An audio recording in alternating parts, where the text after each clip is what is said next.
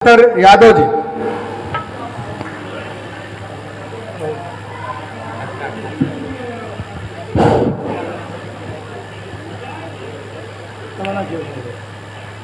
मंचासीन सभी सम्मानित साथियों को, पिता तुल्य बुजुर्गों को और नौजवान साथियों को मैं नमन करता हूं और धन्यवाद देता हूं। दूसरी बात, हमारे बीच में जो कैडर की राजनीति सदा करते रहे आदरणीय लालमन यादव जी, वो आज अपना स्थान बदल करके बैठे हुए हैं। उन्हें यह माइक भी संभालना चाहिए था, उन्हें अपनी बात भी रखनी चाहिए थी। सम्मानित साथियों, उन्होंने बहुजन समाज पार्टी में रह करके बड़े दिनों तक कैडर की राजनीति की है और बहुत अच्छी जानकारी समाज को जगाने की है उनके अंदर। इसलिए मैंने उनसे आग्रह किया। इस पंडाल में उपस्थित सभी सम्मानित नौजवान साथी, पिता तुल्य बुजुर्ग, क्रांतिकारी नौजवान साथियों, प्यारे बच्चों, बच्चों थोड़ी देर शोर करना बंद कर दो। तुम लोगों की लाइफ अच्छी नहीं है, शोर करना बंद कर दो। सम्मानित साथियों, आज माननीय पेरियार ललई सिंह यादव की जयंती हम लोग बड़े ही धूमधाम से मनाए हैं और मैं समझता हूं कि पूरे भारत के अंदर बहुत सारी जगहों पर ऐसे कार्यक्रम हुए होंगे और ऐसे कार्यक्रम कम हो रहे हैं। इसका कारण क्या है? आपको इस वर्तमान परिवेश में जो बहुत सारे देवी देवता बनाए गए हैं, बताए गए हैं और पुजवाए जा रहे हैं, उनके कार्यक्रमों में बहुत बड़ी भीड़ और तादाद के साथ लोग आ जाते हैं। परंतु आज ललई सिंह यादव जी की जयंती है, जिन्होंने समाज के उन दबे कुचले लोगों के बारे में जीवन भर सोचा और उसमें भीड़ नहीं और कार्यक्रम भी हर जगह नहीं है। कार्यक्रम भी हर जगह नहीं है। अभी कोई अंधविश्वासी आडंबर देश का नेता अगर ताली बजवाने की बात करने लगे तो शायद हमारे गांव में रहने वाली उन महिलाओं को पता चल जाएगा जो खेत और खलिहानों में सोहरी करती हैं, शायद घर नहीं आती हैं, खेत में ही जानकारी हो जाएगी कि आज शाम को 7 बजे ताली और थाली बजाना है। लेकिन जिस दिन इस देश का अनुसूचित जात के लोग अपने अधिकारों को लेकर सड़क पर उतरे थे सरकार के खिलाफ, उस दिन किसी को जानकारी नहीं थी। बस कुछ ही नौजवान फरिश्ते साथियों ने सड़क पर उतर करके और विरोध जताने का काम किया था। ये सारी चीजों को हमने देखा तो बेहद अफसोस हुआ। मुझे एक शेर याद आ रहा है, किसी हकदार के हक को दिला देना बगावत है, किसी हकदार के हक को दिला देना बगावत है, किसी जालिम हुकूमत को मिटा देना बगावत है। तो समझो हम भी बागी हैं, बगावत काम है मेरा, मिटा दो जुर्म का शासन, यही पैगाम है मेरा। लेकिन ये जुर्म का शासन कैसे मिटेगा? बाबा साहब ने कहा था कि 1000 तलवारों से अधिक घाव एक कलम से होता है। अधिक क्रांतिकारी, अधिक वजूद वाली कलम है। उतना हजारों तलवारों से आप नहीं कर सकते हो जितना एक कलम से कर सकते। परंतु कलम पकड़ने वालों का धीरे धीरे अभाव हो रहा है और इस देश की सरकारें बड़ी बारीकी और साजिश के तहत आपको अशिक्षित बनाने का कार्यक्रम चला रही हैं और आप सोए हुए हैं, जान नहीं पा रहे हैं। मुझे अफसोस नहीं कि राजनीति में धर्म का धंधा हो रहा है। मुझे अफसोस नहीं कि राजनीति में धर्म का धंधा हो रहा है। मुझे अफसोस इस बात का है कि पढ़ा लिखा भी अंधा हो रहा है। पढ़ा लिखा भी अंधा हो रहा है और उसे बड़े आसानी से बरगलाया जा रहा है और बड़े आसानी से वो समाज के अन्य लोगों को भी बरगलाने में अपना योगदान दे रहा है।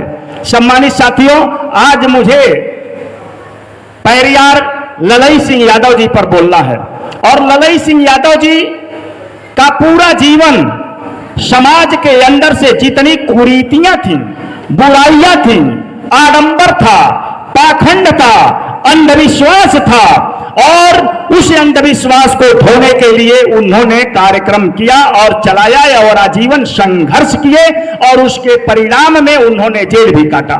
और जेल काटते समय जिन लोगों ने एफआईआर करवाया था, उन लोगों की रामायण, मैं इसलिए रामायण पर चल रहा हूं, कोई साथी ये न कहेगा कि मैं धर्म पर अटैक करता हूं। और सबसे पहले मैं आपको धर्म की परिभाषा ही बता देता हूं, इसलिए जब धर्म की परिभाषा पहले बता देंगे तो किसी को नहीं लगेगा कि मैं धर्म पर अटैक कर रहा हूं। इस देश दुनिया के अंदर मानव का धर्म क्या है, जिसको भगवान बुद्ध ने बताया था, ममता, समता, समानता, बंधुता, भाईचारा, इंसानियत, मानवता, परोपकार, स्वतंत्रता और न्याय, प्रेम ही धर्म है। इसके अलावा मनुष्य का कोई और धर्म नहीं है। इसलिए आप लोग आज जान लीजिए कि इसके अलावा आपका कोई धर्म नहीं है। आप दूसरों से प्यार करो, प्रेम करो, शोषित को आगे बढ़ने का अवसर दो या उसके लिए संघर्ष करो। ये बहुत सारी चीजें हैं जो धर्म की परिभाषा है और इसे भगवान बुद्ध ने बताया। और इसके अलावा जो कुछ भी मैं बोलूं या कोई बोलता है कि ये धर्म नहीं है, तो ये मेरा राय है, मैं आपको सुना रहा हूं। किसी को लगे कि जो मैं बोल रहा हूं वो धर्म नहीं है, जो वो जान रहे हैं मूर्ति पूजना धर्म है, किसी को लगे कि किसी मिट्टी की पिंडी पूजना धर्म है, किसी को लगे कि किसी देवी देवता के नाम पर धुआं दिखाना धर्म है, किसी को लगे कि कपूर जलाना धर्म है, तो वो धर्म नहीं है, आपके जीवन की शैली है, पूजा पाठ की जीवन शैली है जो भारतवर्ष में तरह तरह से की जाती है। कुछ लोग विवाह करते हैं तो आप कहें कि ये धर्म है, हमारे धर्म से, हिंदू धर्म से विवाह होता, वो धर्म नहीं है। विवाह ये कला है, जीने की शैली है।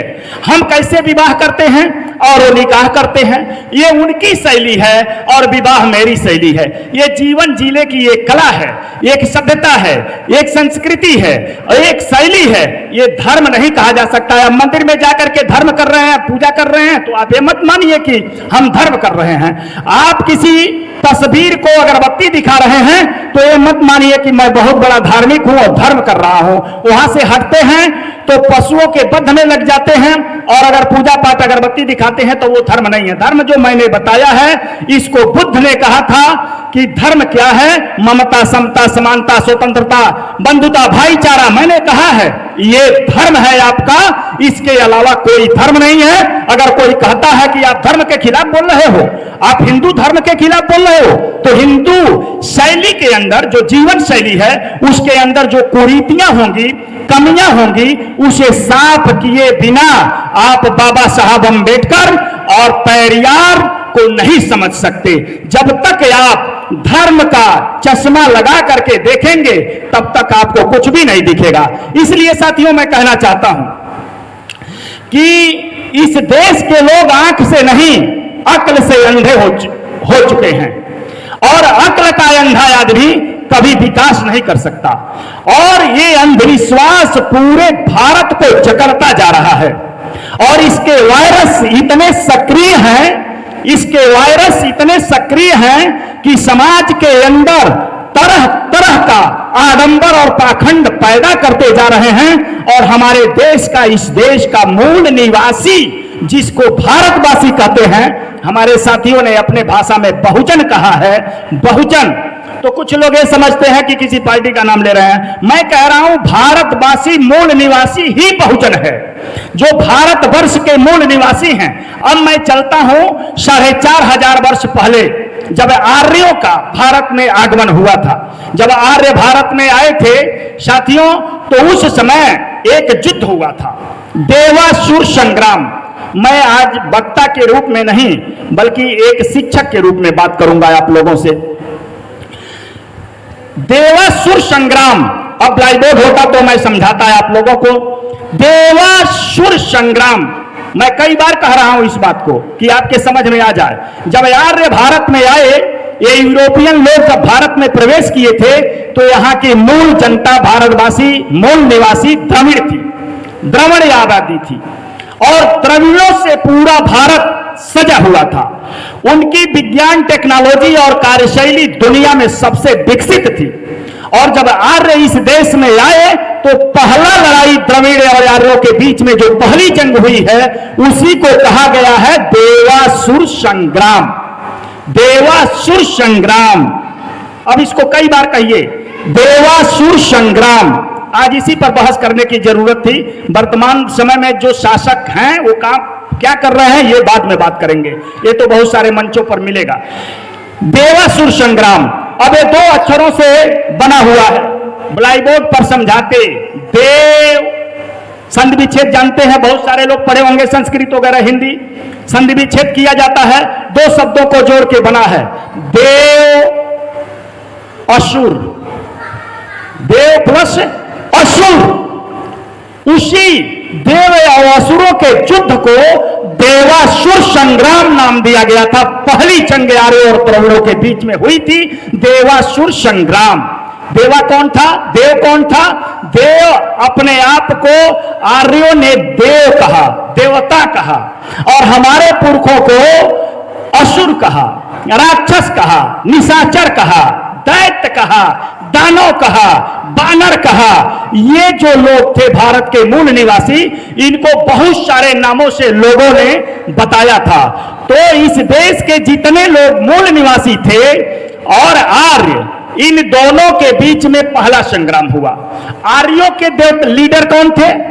आर्यों के लीडर, आज मैं बहुत कुछ बताना चाहता हूं, इसलिए कि आप शिक्षा की ओर और अंबेडकर के विचारधारा की ओर या रामास्वामी पेरियार के विचारधारा को कैसे समझेंगे।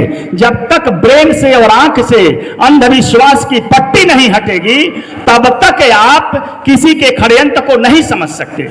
इसलिए मैं आज उसको उतारने की कोशिश करूंगा। आर्यों के लीडर कौन थे जिनको आप भगवान मान के पूजते हैं? आर्यों के लीडर थे विष्णु, आर्यों के लीडर थे ब्रह्मा, आर्यों के लीडर थे इंद्र, आर्यों के लीडर थे बहुत सारे जिनको आप पूजा पाठ करते हैं।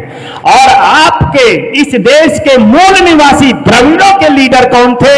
शिव, महिषासुर, हिरण्याक्ष, बलि, ये आपके लीडर थे। द्रविड़ों की रक्षा के लिए ये लोग लड़ते थे। और आर्य जब आए तो इस देश से द्रविड़ों की सारी संपत्ति, खेती बाड़ी, वन, जंगल, जमीन सब कुछ छीनना चाहते थे। और उसी के लिए लगातार आर्य और द्रविड़ों के बीच में युद्ध हुआ। द्रविड़ और आर्य लड़ते रहे। द्रविड़ भोले भाले थे, सीधे साधे थे। ये लोग आर्यों की कपट को समझ नहीं पाते थे। अगर द्रविड़ों की सेना को आर्य पराजित नहीं कर पाता था तो उसका आखिरी शस्त्र था अपने घर की महिलाओं को हमारे लीडरों के सामने पेश करना। और उसमें चूक होती थी, उसमें चूक होती थी और कई लोग मारे गए। और जितने लोग मारे जाते थे उनकी जगहों पर आर्यों ने बड़ी चतुराई से एक त्योहार बनाया। त्योहार, अब उसको भी संधि विच्छेद कर देता हूं। त्योहार, आप किस किस दिन त्योहार मनाते हैं? त्योहार, त्योहार, संधि विच्छेद करते हैं, दो शब्दों को जोड़कर बना है, त्यों प्लस हार। त्यों माने तुम, हार माने पराजय। जिस जिस दिन आपका पुरखा मूल निवासी भारतवासी मारा गया है उस दिन आर्यों ने आपका त्योहार बना दिया कि इसी दिन तुम पूरी पकवान करके खाते और नाचते रह जाओ और अपने पुरखों के बलिदानी इतिहास को समझ मत पाओ। इसीलिए आपका ये त्योहार बनाया गया कि ये त्योहार है। त्यों माने तुम, हार माने पराजय। जिस जिस दिन लोग मारे गए उस दिन त्योहार बना। आर्य आए तो सबसे पहले राजा से किसकी मुलाकात हुई? राजा बलि से। राजा बलि के राज में फैले। उस समय 3 राजाओं का राज चलता था। पश्चिमोत्तर में राजा बलि, पश्चिमोत्तर में राजा बलि, अब सुनेंगे राजा बलि। हिरण्याकश्यप, हिरण्याकश्यप के वध के बाद हिरण्याक्ष राजा बने। और हिरण्याक्ष के राजा हट पद से ब्राह्य अवतार विष्णु ने लिया। ब्राह्य अवतार, कोई विष्णु नहीं, उनका लीडर था विष्णु। जब एक विष्णु मारा जाता था तो दूसरा विष्णु नियुक्त कर दिया जाता था। वो विष्णु कोई देवी देवता नहीं है, वो आर्यों के अगुआ की टाइटिल है। जैसे आज नरेंद्र मोदी है और यूपी में जोगी है, इसी तरह से विष्णु टाइटिल है। विष्णु किसी भगवान का नाम नहीं है। आर्यों ने बड़ी चतुराई से अपने लीडरों को भगवान बनाकर हमसे पुजवाना शुरू कर दिया और हमारे पुरखों को मार मार करके राक्षस बता दिया। आज हम अपने पुरखों को मरने के डेट पर त्योहार मनाते हैं और उनके लीडरों की पूजा करते हैं। ये जब तक आप लोग नहीं समझेंगे तब तक कैसे समझेंगे रामास्वामी पेरियार को, पेरियार ललई सिंह यादव को, या रामास्वामी पेरियार को, या सावित्रीबाई फुले को, या फातिमा को, या जितने हमारे महापुरुष हुए हैं उनको समझ नहीं पाएंगे। और वर्तमान समय में आर्यों की विचारधारा कहां है? आज भी जिंदा है, बड़ी चतुराई से जिंदा है और बड़ी मजबूत होकर के जिंदा है। हालांकि उसे बाबा साहब भीमराव अंबेडकर जी के संविधान के बाद इस देश के लोग अगर समझदार रहे होते तो उन शक्तियों को मिट जाना चाहिए था, उस विचारधारा को समुद्र में चल जाना चाहिए था। लेकिन वो इसलिए नहीं गई कि जो हमारे पुरखे थे द्रविड़, जो भारतवर्ष के मूल निवासी भारतवासी थे, उसी तरह से सीधे साधे इस देश के लोग आज भी रह गए। और वो बड़े चतुराई से 3% लोग जो रास्ता दिखाते हैं उसी रास्ते पर चलते हैं। इनको बताया गया है कि तुम धर्म मानो और धर्म ये चीज है। और किसी विद्वान ने कहा है कि राजनीति को धर्म में और धर्म को राजनीति में विलय मत करो। यदि ये दोनों एक में मिल जाएं तो बारूद बन जाते हैं।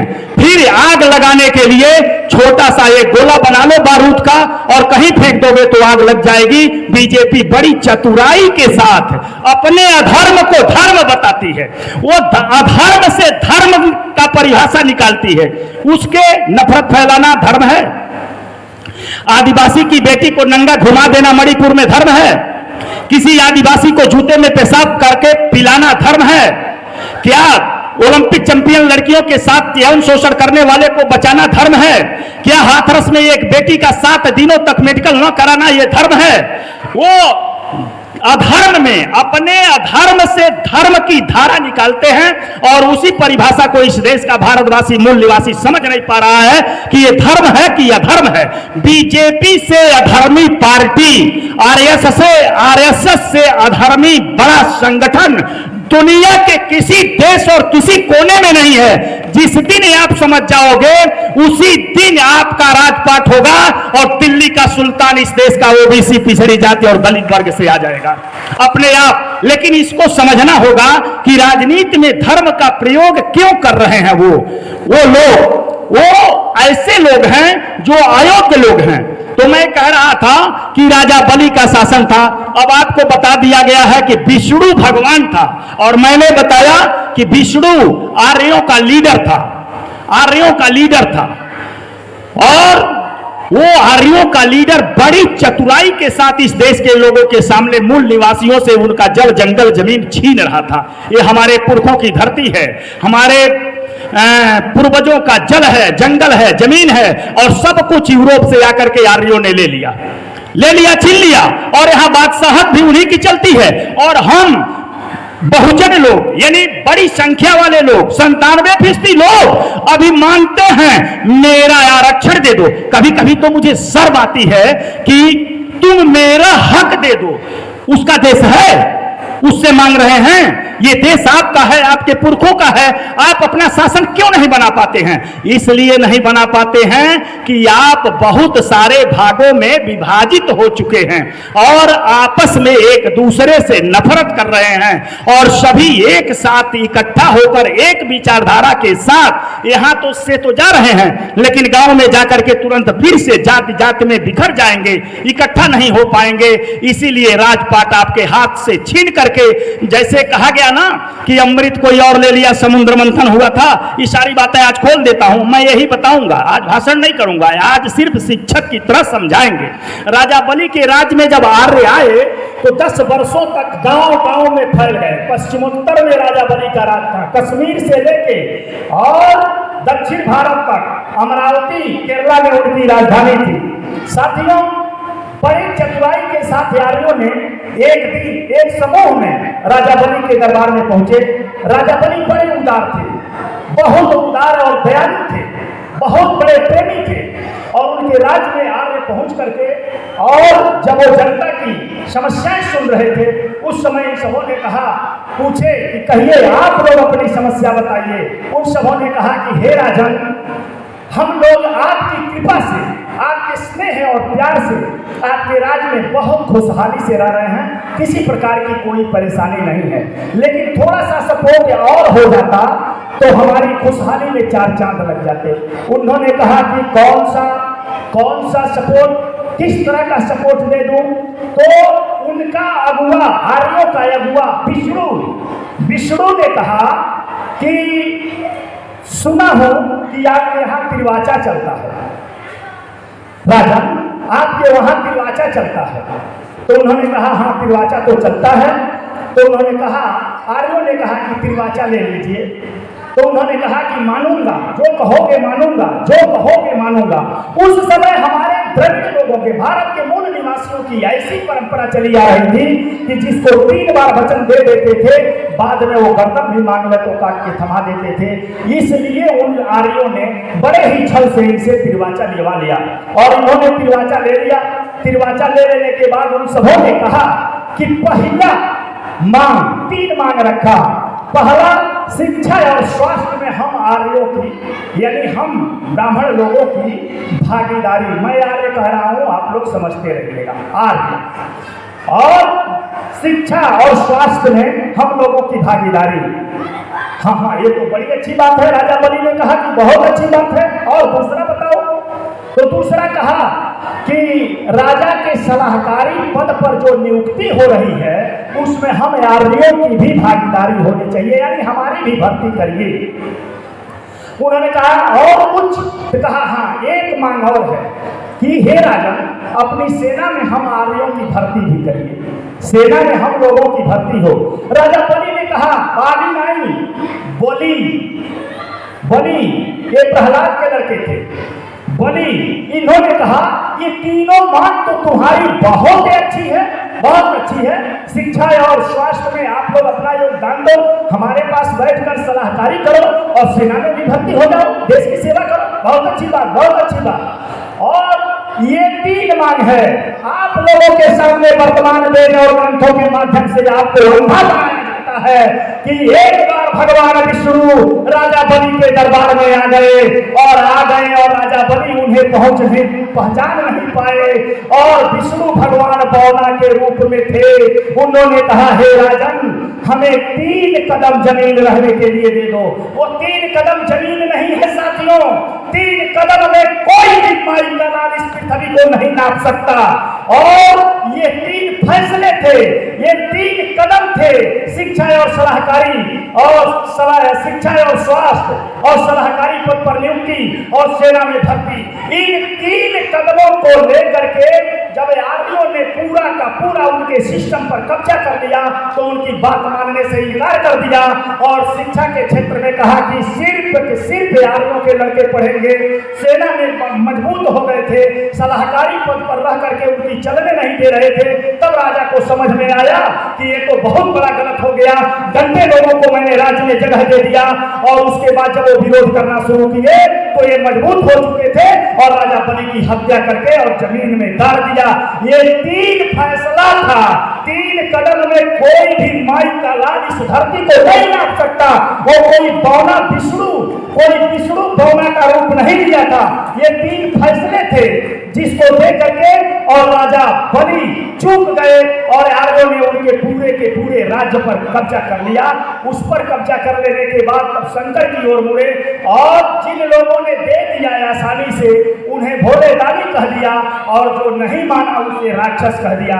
दक्षिण भारत में बढ़ने के लिए इनको बहुत मशक्कत करनी पड़ी और जिस दिन राजा बलि का हत्या किया इन सबों ने, उनके प्रजा को कह दिया राजा बलि को पताल लोक पसंद था, इसलिए उनको यहाँ का नहीं अब पतालपुरी का राजा बना दिया गया है। और उसी दिन एक त्योहार बनाया ओणम। ओणर जो केरला उड़ना गए होंगे वो लोग जानते होंगे कि केरला के मूल निवासी ओणरे का त्योहार मनाते हैं बड़े धूमधाम से। जिस दिन राजा बलि की हत्या हुई है उस दिन ओणर मनाया जाता है, ओणर का त्योहार। उसी दिन मारे गए राजा बलि आर्यों के हाथ। इस तरह से आपके देश के अंदर घूम घूम करके आर्यों ने, और ये मैं इसलिए बोल रहा हूँ ये बातें कि ये सारी चीजें पेरियार ललन सिंह यादव जी ने लिखा है, इसलिए उनके लेख को एक तरह से मैं आप लोगों के सामने रख रहा हूँ। क्योंकि आज का वर्तमान सरकार और वर्तमान सिस्टम पर बोलने का अवसर बाद में आएगा, कभी देखा जाएगा या मौका मिलेगा तो बोलेंगे। लेकिन आज ललन सिंह यादव का पूरा जीवन क्या करने में लग गया, तर्क। मैं कह रहा हूं वेद और ग्रंथ, वेद और ग्रंथ में लिखी हुई सारी चीजें तर्क पर आधारित नहीं और सारी चीजें सत्य नहीं है। वेद और पुराण में, ग्रंथ में बहुत सारी झूठी चीजें लिखी हुई हैं, परंतु इतिहास जो होता है ना, इतिहासकार जब कलम उठाता है तो इतिहास कभी गलत चीजों को एक्सेप्ट नहीं करता है। इसलिए इतिहास से बहस करिए और इतिहास को पढ़िए। जो चीजें तर्क की कसौटी पर खरा न उतरे उसे आप कतई न माने। चाहे कोई कहे कि ये धर्म है मान लो, मत मानिए उसको।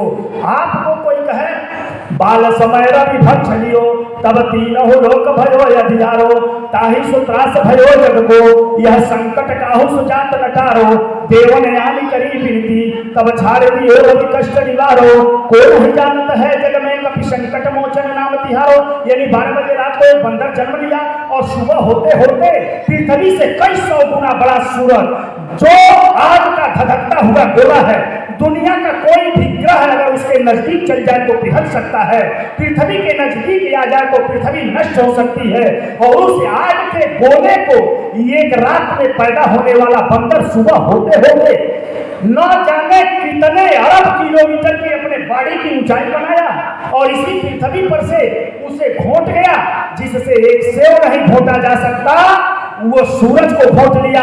और 6 महीने किस आंकड़ी में रखा हुआ था भैया, उस सूरज को धधकते हुए आग के गोले को, कितना लाख सेल्सियस उसकी गर्मी है, दुनिया का कोई भी द्रव्य और तत्व आज तक बना नहीं, विकसित नहीं हुआ जो उसकी गर्मी को बर्दाश्त कर सके। और वो 6 महीने तक अपने पेट में रखा हुआ था। 6 महीने तक रात हो गई और 6 महीने तक रात हो गई तो भारत भर के लोग जाने जब एक ही सूरज अमेरिका में भी दिन बनाता है, ऑस्ट्रेलिया में भी दिन बनाता है, रूस में भी दिन बनाता है, चीन में भी दिन बनाता है, इजराइल में भी दिन बनाता है, ब्रिटेन और लंदन में भी दिन और रात बनाता है। एक ही सूरज पृथ्वी अपने ध्रुव पर खड़ी होकर के चक्कर काट रही है, एक ही सूरज है। तो आप बताइए अगर 6 महीने कोई घोंट लिया तो अमेरिका में भी तो 6 महीने रात होनी चाहिए। वहां के भी वैज्ञानिक तो ये जानते ना कि हाँ 6 महीने इंडिया में कोई बंदर पैदा हुआ था और सूरज को घोंट करके अपने पेट में रख लिया था। हमारे यहाँ भी रात हो गई थी। न अमेरिका जानता है, न पड़ोसी चीन जानता है, न नेपाल जानता है, न अगल बगल के देश जानते हैं। सिर्फ भारत के 3% लोगों में से कुछ परसेंट लोग जानते हैं कि एक बंदर रात्रि को जन्म लिया और सूरज को घोंट गया। ये धर्म है, यही धर्म है आपका। अगर यही मानते रह गए तो आप कभी इस देश के अंदर कलाम जैसा वैज्ञानिक नहीं पैदा कर पाएंगे। इसलिए आप अडंबर और अंधविश्वास की ओर तेजी के साथ भागते चले जाएंगे और आपकी आने वाली पीढ़ियां, आने वाले बच्चे अंधे हो जाएंगे, अक्ल के अंधे होंगे। आंख से तो दिखाई देगा परंतु अक्ल से कुछ नहीं दिखाई देगा। उन लोगों ने लिख दिया वेद में, आर्यों ने अगस्त ऋषि अजूरी लगाए और समुद्र का सारा पानी एक बार पी गए थे। सारा पानी, सागर का सारा पानी एक अगस्त ऋषि पी गया था। अंदाज लगाइए, अगस्त ऋषि समुद्र का सारा पानी, हिंद महासागर पी गया, अटलांटिक महासागर पी गया, भूमध्य सागर पी गया, प्रशांत सागर पी गया, दक्षिण सागर पी गया, चीन सागर पी गया, लाल सागर पी गया। यानी दुनिया 70% जगहों पर समुद्र है जिनके गहराई का कोई ठिकाना नहीं और लंबाई का कोई अंत नहीं। वो एक ऋषि पी गया। शायद एक बल्टी पानी लगातार उसको पीने के लिए कह दिया जाए तो नीचे की टोटी भी खुल जाएगी लेकिन बल्टी साफ नहीं होगी। और वो समुद्र का सारा पानी पी गया और उस समुद्र में रहने वाले सारे जीव जंतु छटपटा कर मरने लगे। ये मानने वाली बात है, ये हमारा ग्रंथ है, ये कहता है हमारा ग्रंथ कहता है कि आम खाने से पुत्र पैदा हो गया, आम खाने से पुत्र पैदा हो गया। आम खाने से पुत्र पैदा होगा, कैसे पुत्र पैदा होगा? खीर खाने से पुत्र पैदा होगा, खीरा खाने से पुत्र पैदा होगा। वो अमाशय में जाएगा कि गर्भाशय में जाएगा? हम जो मुंह से खाते हैं वो अमाशय में जाता है, और अमाशय में पच जाने के बाद हम सुबह जाते हैं तो वो निकल जाता है बाहर। तो गर्भाशय में कैसे गया कि वहां बच्चा बन गया? और अगर गर्भाशय में गया तो हमारे आमाशय में से गर्भाशय में जाने की अगर जगह है तो दूसरे दिन जो दाल रोटी भोजन करेंगे, मिर्चा और मलाई, वो भी चला जाएगा गर्भाशय में। इसलिए कि हमारे आमाशय और गर्भाशय से ऑटोमेटिक सिस्टम एकदम बना हुआ, जुड़ा हुआ है। तो इन तीन तीन रानियों को किस तरह से आम खिला दिया गया कि उन तीनों को बच्चे पैदा हो गए मुंह से खाने से। मुंह से खाने से, हमारे देश के अंदर वेद में लिखा है, छींकने से नाक से लड़का पैदा हो गया, देखने से पैदा हो गया, कीचड़ से रिछराज पैदा हो गए, हरनी से सिंगी ऋषि पैदा हो गए, छौछरा महीना में पैदा हो गए, बहुत सारा राघो मछली से मकरध्वज पैदा हो गया। जबकि सच्चाई है कि हनुमान जी राघो नाम की मालिनी लड़की के साथ हालचाल किया और उससे मगरध्वज नाम का एक लड़का पैदा किया गया। और ये हमारा धर्म है। अगर ये धर्म है तो बाबा साहब अम्बेडकर के संविधान को आप कभी नहीं समझ सकते और न तो उसका लाभ आपको मिल सकता है। इसलिए मैं इस बातों को खोलना चाहता हूँ और बताना चाहता हूँ। समुद्र का, आप तो भाई साहब खड़े हो गए तो मैं समझ ही रहा हूँ कि मुझे करना क्या है। अब एक बात और बताऊँ, समुद्र मंथन हो गया, समुद्र मंथन हो गया, हमारे वेद में है और लोग कहते हैं समुद्र मंथन हो सकता है। कहाँ से वो रस्सी आई, किस चीज से महा गया, मंथन किस चीज से हुआ? कहतरी में दही मथाई नहीं पाओ, समुद्र मथा गई। कौन ये खड़ा हुए और कौने और वो खड़ा हुए, एक तरफ राक्षस थे, एक तरफ देवता थे, कौन कौन लोग थे? 9 आप लोगों को बताऊं, जब आर्य और द्रविड़ों का युद्ध होने लगा और आर्य दक्षिण भारत में रावण की शक्ति इतनी तगड़ी थी, उधर के द्रविड़ आडंबर और अंधविश्वास में फंसने वाले नहीं थे। आर्य बार बार अटैक करते थे दक्षिण भारत की ओर पहुंचने के लिए, अपना कदम जमाने के लिए, लेकिन दक्षिण भारत में बार बार पराजय का सामना देखना पड़ रहा था। बड़ी ही चतुराई के साथ आर्यों ने द्रविड़ों के पास एक संधि पत्र भेजा था कि हम लोग कब तक लड़ेंगे। आपकी संस्कृति और सभ्यता अलग है, हमारी संस्कृति और सभ्यता अलग है, हमारा पूजा पाठ अलग है। आज से जान लीजिएगा, आर्य जो पूजा करते थे, जिनको आप बड़े आदमी इस समय कह रहे हैं, जो आपका पूजा पाठ करवाते हैं, ये लोग अपनी पूजा में हर वक्त गौवध करते थे, गाय काटते थे, बछड़ा काटते थे और उसके मांस का प्रसाद बांटते थे। ये संस्कृति हमारे देश के राजाओं में, ऐसी पूजा पाठ न रावण के पास थी, न महिषासुर के पास थी, न राजा बलि के पास थी। हमारे देश के जो हमारे पुरखे थे, जिनकी ये जंगल जमीन है, वो बलि नहीं चढ़ाते थे पूजा पाठ में। वो प्रकृति पूजक थे, वो मूर्ति पूजक नहीं थे। वो सूर्य की पूजा करते थे, वो वसुंधरा की पूजा करते थे, वो जल की पूजा करते थे, वो पवन देव की। समुद्र मथने की हैसियत और हिम्मत और तकनीकी दुनिया में किसी के पास नहीं है कि कोई समुद्र मंथन कर दे। वो समुद्र के किनारे विचार मंथन बैठक थी आर्य और द्रविड़ों की। द्रविड़ों को राक्षस कहा गया, जो इस देश के मूल निवासी लोग थे उनको राक्षस कहा गया, और जो यूरोपियन थे, बाहर से आए हुए आर्य थे, वो देवता हो गए। आर्य और देवता दोनों मिल करके, देवता और राक्षस दोनों मिल करके समुद्र का मंथन किया था। समुद्र का मंथन नहीं, समुद्र के किनारे विचार मंथन बैठक हुआ और वहां भी छल कपट करके और आपके एक अगुआ का, एक शक्तिशाली लीडर की हत्या कर दी गई। जब कोई हत्या हुआ है तो कहे हैं सब कि विष्णु अवतार हो गया। विष्णु उनके लीडर का नाम है, इंद्र उनके लीडर का नाम है। अगर यही लोग भगवान थे तो आप तो सभी जानते हैं कि इंद्र ने मुर्गी की बोली बोल करके गौतम ऋषि के घर में घुसकर उनकी पत्नी से क्या कर दिया था? आप भी बता दीजिए, हम मंच से क्या बोले, क्या किसी को पता है? गौतम ऋषि के घर में घुस करके उनकी पत्नी अहिल्या के साथ मुर्गी का बोली बोल करके ऋषि को तालाब नदी की ओर भेज करके इंद्र ने उनके पत्नी के साथ दुराचार कर दिया। क्या कोई भगवान दुराचार कर सकता है? ये भगवान हो सकता है? जालंधर की पत्नी वृंदा के साथ विष्णु ने कर दिया, ये हो सकता है? इस तरह से मोहिनी का मुंह दबा करके राम के गुरु विश्वामित्र ने कर दिया। ये सब रैपिस्टों को भगवान कैसे मान लिया जाए?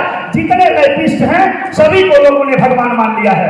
इसलिए मैं आप लोगों से कहना चाहता हूं कि रावण जैसा विद्वान बलवान, देखिए ब्राह्मण और पंडित इन दोनों में फर्क है। ब्राह्मण जाति है और पंडित ज्ञान है। रावण ब्राह्मण नहीं थे, रावण पंडित थे, बौद्धाचार्य थे और अध्यात्म से लेकर के विज्ञान तक की जानकारी थी। पूजा पाठ में बद्ध करने से रोकते थे और आर्य क्या करते थे? अश्वमेध जग और गोमेध जग। अश्व माने घोड़ा, अमेध माने गर्दन काट के मार डालना, और गोमेध माने गौ, और गौ का गर्दन काट करके और पूजा चढ़ा देना। अश्वमेध जग, गोमेध जग इस तरह से करते थे। इसके विरोधी थे हमारे राजा रावण, इसके विरोधी थे हमारे महिषासुर, और इन लोगों की हत्या करके आर्यों ने पूरे भारत के चप्पे चप्पे पर हमारे लीडरों की जब हत्या कर लिया तो प्रजा डर गई, और जब प्रजा डर गई तो इस देश के लोग जो बहुत ज्यादा लड़े थे उनको शूद्र महाशूद्र बना दिया, और जो कम दिनों में ही सरेंडर बोल गए थे उन्हें भी शूद्र बनाया। लेकिन दो तरह से बनाया, एक अछूत शूद्र अछूत और एक सछूत। एक को छुआ जा सकता है और एक को छुआ नहीं जा सकता। छुआ जाने वालों में अहिर, केवट, कुर्मी, बढ़ई और मौर्या, कुर्मी, ये सारी जातियां जो थी, जो जिसको आप पिछड़ी जात कहते हैं, ये पिछड़ी जात नहीं है। महत्वपूर्ण बात बता रहा हूं, ये पिछड़ी जात नहीं है। जबरदस्ती सिस्टम में है, शूद्र शिक्षा नहीं ले सकता। तो जब हमारे पुरखों ने पढ़ाई, देश का जो सचिवालय था उसमें पूर्व भागीदारी जाति के अनुसार नहीं मिली, तो ये लोग जब जाति के अनुसार भागीदारी क्यों नहीं मिली? इसलिए कि आर्यों ने कहा था कि धर्मादेश है, ये धर्म का आदेश है। उनका एक धर्म था जिसमें शूद्र शिक्षा नहीं ले सकता था, और उसी के शिकार हमारे बाबा साहब भीमराव अंबेडकर जी भी हुए थे। जब विद्यालय गए थे तो एडमिशन नहीं किया गया, खदेड़ दिया गया। शाहू जी महाराज के हस्तक्षेप के बाद वायसराय ने कहा कि सुनो, किसने अंबेडकर का एडमिशन नहीं लिया? ये भारत के अंदर ब्रिटिश हुकूमत ने 1856 में अपना संविधान लिखा है, और उस संविधान में सती प्रथा, देवदासी प्रथा, बेगार प्रथा, दास प्रथा, शुद्धिकरण प्रथा, बहुत सारी प्रथाओं का अंत कर दिया गया है।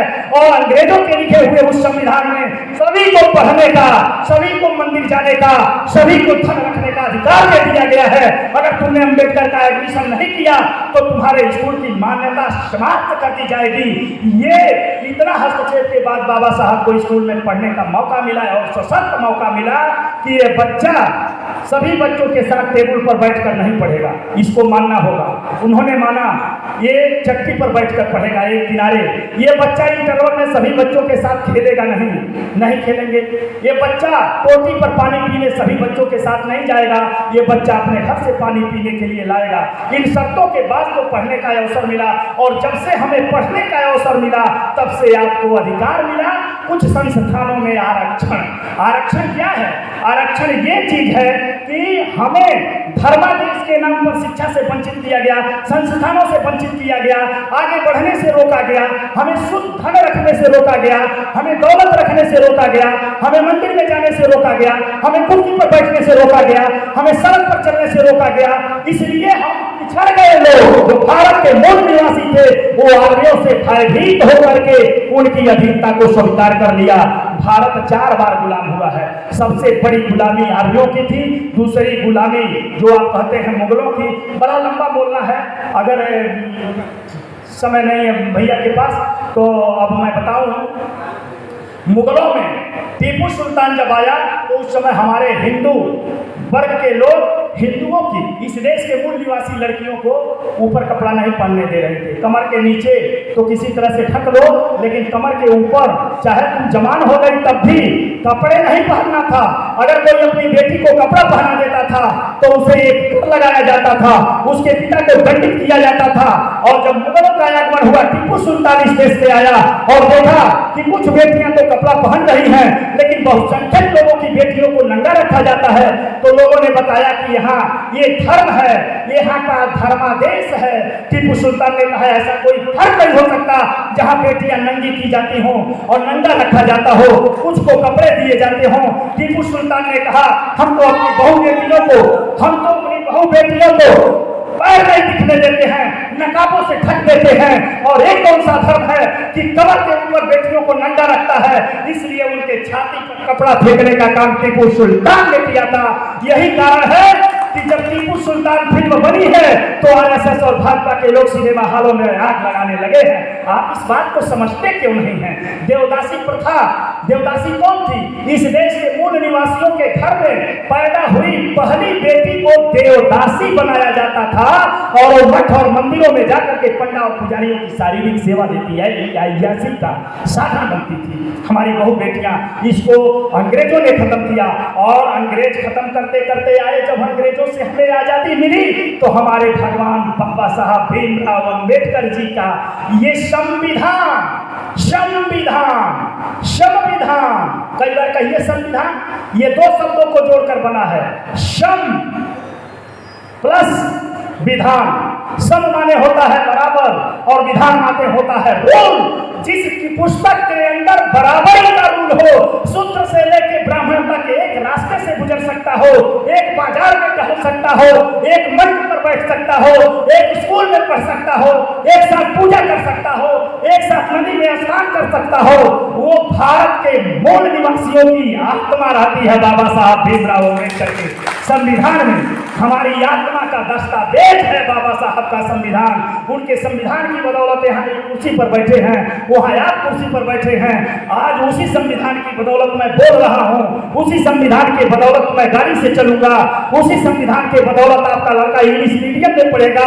भारत का संविधान आपके साथ खेतों में हल भी चलाता है और जो खेती है आपकी वो भी भारत के संविधान ने दिया है। इसलिए संविधान की हत्या करने की कोशिश हुई, संविधान समाप्त करने की कोशिश हुई तो मैं मोदी और जोगी जैसे हजारों लाखों जोगी और मोदी को चैलेंज करता हूं कि हिंदुस्तान का ये देश का मूल निवासी अपने इस बाबा साहब अम्बेडकर के संविधान को बचाने के लिए बहुत सारी गर्दनें कटवा देगा और काट लेगा, लेकिन संविधान को बदलने नहीं देगा, संविधान को बदलने नहीं देगा। जो संविधान को बदलने की कोशिश कर रहे हैं मुगालते में हैं। और आप लोग जागिए इसलिए कि जगेंगे नहीं तो फिर चूक हो जाएगी।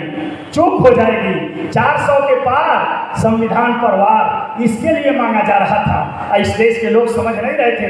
मैं तभी बोल रहा था कि भाई क्यों 400 पार, जब 272 में ही तुम्हारी बहुमत हो जाएगी और तुम बहुमत के प्रधानमंत्री बन जाओगे तो 400 के पार ओवर एमपी क्यों मांग रहे हो? ओवर एमपी वो इसलिए मांग रहा था अब की बार 400 पार इसलिए कि करना है संविधान पर वार। वो संविधान हम बदलेंगे, संविधान बदलेंगे। और जो संविधान को बदलना चाहता है वो समझ लीजिए कि इस विचारधारा का समर्थक है, गैर बराबरी लाना चाहता है। और आप लोग कहते हैं कि मनुवादियों ने मनुवाद क्या है? मनुवाद क्या है?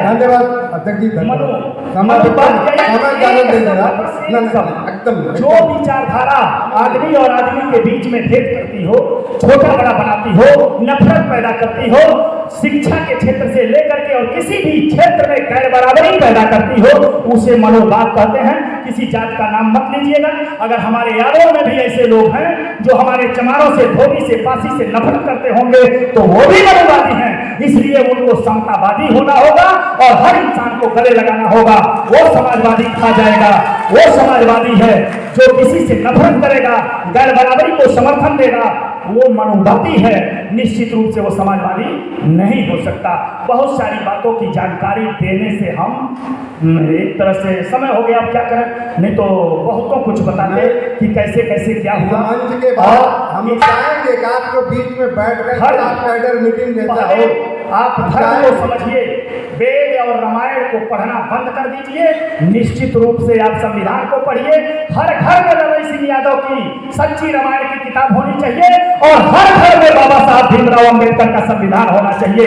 जिस दिन बाबा साहब अंबेडकर का संविधान और ललई सिंह यादव, रामास्वामी पेरियार की लिखी हुई पुस्तकें आपके घरों में आ जाएंगी और बच्चे पढ़ने लगेंगे, उसी दिन दिल्ली के सिंहासन पर इस देश का गरीब